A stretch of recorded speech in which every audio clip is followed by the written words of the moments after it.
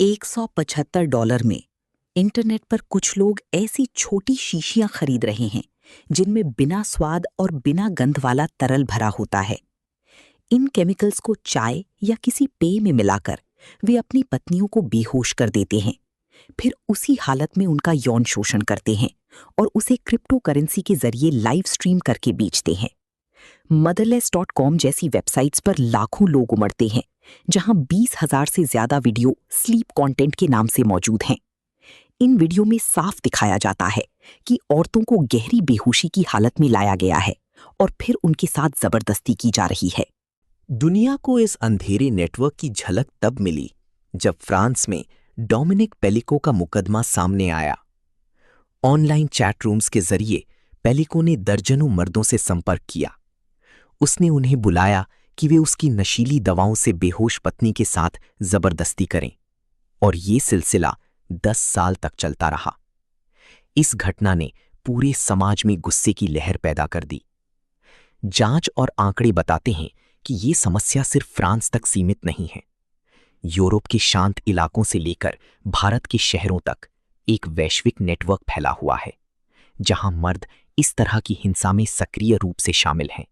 ये online system भरोसे के सबसे बड़े उल्लंघन को एक सस्ती, बिकने वाली चीज बना देता है।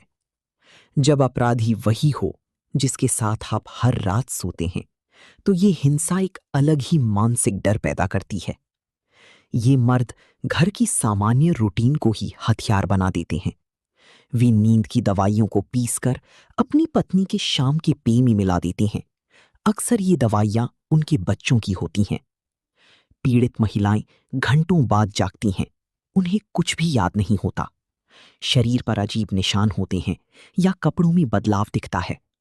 जब वे अपने पति से सवाल करती हैं, तो उन्हें मानसिक तौर पर तोड़ा जाता है, गैसलाइटिंग के जरिए।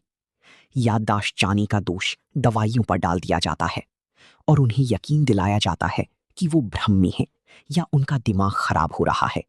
घर, जो सबसे सुरक्षित जगह होना चाहिए, वहीं एक छुपा हुआ क्राइम सीन बन जाता है, जहां उसी इंसान के हाथों उनकी हकीकत मिटाई जाती है जिस पर वे सबसे ज्यादा भरोसा करती हैं। कानून बनाने वाले और विशेषज्ञ इन ऑनलाइन जगहों को एक खास नाम देते हैं, रेप एकेडमीज। ये इनक्रिप्टेड प्लेटफॉर्म्स जैसे टेलीग्राम पर फलती फूलती हैं। इन चैट्स में मर्द एक संगठित नेटवर्क की तरह काम करते हैं। वे सलाह देते हैं कि कितनी मात्रा में दवा दी जाए कि महिला बेहोश रहे लेकिन मर न जाए, और पुलिस से बचने के तरीकों पर भी विस्तार से चर्चा करते हैं।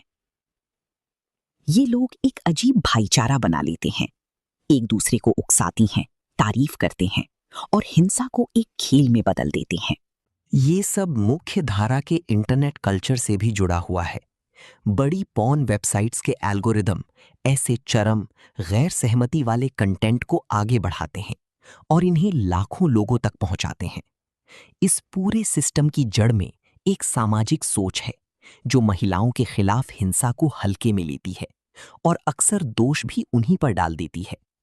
जब ये सोच और एल्गोरिदम मिलते हैं, तो एक ऐसा माहौल बनता है जो मर्दों को और ज्यादा हिंसक बनने के लिए उकसाता है। जब कोई महिला इस अत्याचार से बाहर निकलती है, तो उसे एक दूसरा सदमा झेलना पड़ता है, कानूनी लड़ाई का। पुलिस स्तर पर ही सिस्टम फेल होने लगता है। अक्सर पुलिस को इस तरह के मामलों की बुनियादी ट्रेनिंग तक नहीं होती। कई मामलों में साफ वीडियो सबूत को भी नजरअंदाज कर दिया गया और पीड़िता से कहा गया, तुम तो बस सोने का नाटक कर रही थी। अनुमान है कि 99% यौन अपराध कभी रिपोर्ट ही नहीं होते। जो 1% सामने आते हैं, उनमें से 90% केस सालों तक अदालतों में अटके रहते हैं, और जो मुकदमे तक पहुंचते हैं, उनमें सिर्फ 27% में सजा होती है। बाकी ज्यादातर अपराधी बच निकलते हैं।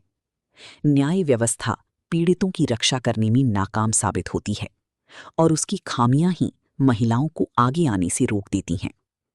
अपराधी कानून की खामियों का भी फायदा उठाते हैं। टेक कंपनियां जो ऐसे वीडियो होस्ट करती हैं, कई बार जिम्मेदारी से बच जाती हैं, कानूनी सुरक्षा के कारण।